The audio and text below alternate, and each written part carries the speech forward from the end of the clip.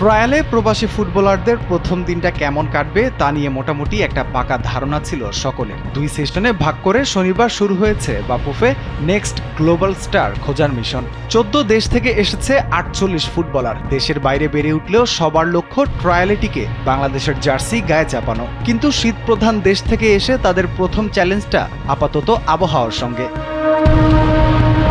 গরমে ফুটবলাররা অস্বস্তিতে পড়লেও পারফরমেন্সের মূল্যায়নে তা খুব একটা প্রভাব ফেলবে না বলে জানিয়েছেন বাফুফের টেকনিক্যাল ডিরেক্টর সাইফুল বারী টিটু। এখনই হয়তো তাদের ফুল পটেনশিয়ালটা তারা দেখাতে পারবে না, it will take time, but আমরা ধরে নিচ্ছি হয়তো দেখাবে।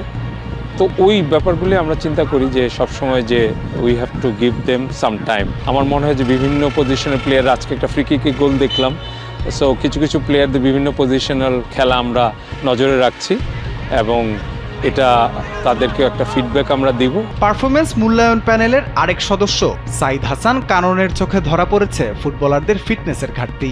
ফুটবল সেন্স খুব ভালো আমার মনে হয়েছে, কিন্তু ফিটনেসের ব্যাপারটা একটু ঘাটতি মনে হয়। তারপর ফিউচার আছে, প্রসপেক্টার্স আছে, ফিজিক্যাল কন্ডিশন খুব একটা ভালো মনে হয়নি, তবে ফুটবল সেন্স খুব ভালো এবং পজিশন ওয়াইজ কিন্তু প্লেয়ার খুব কম।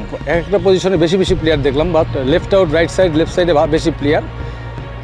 মিডফিল্ড, স্ট্রাইকার, ডিফেন্স ওই ধরনের প্লেয়ার এখনও দেখতে পাইনি আমরা। তবে কালকে 2টা সেশন আছে, 2 সেশনে আমরা একটু দেখব। জাতীয় স্টেডিয়ামে সকাল বিকাল 2 সেশনে দেখা গেছে জাতীয় দলের হেড কোচ হাভিয়ের কাবরেরাকে। ট্রায়ালে তাকে পর্যবেক্ষক ভূমিকায় রাখা হয়েছে।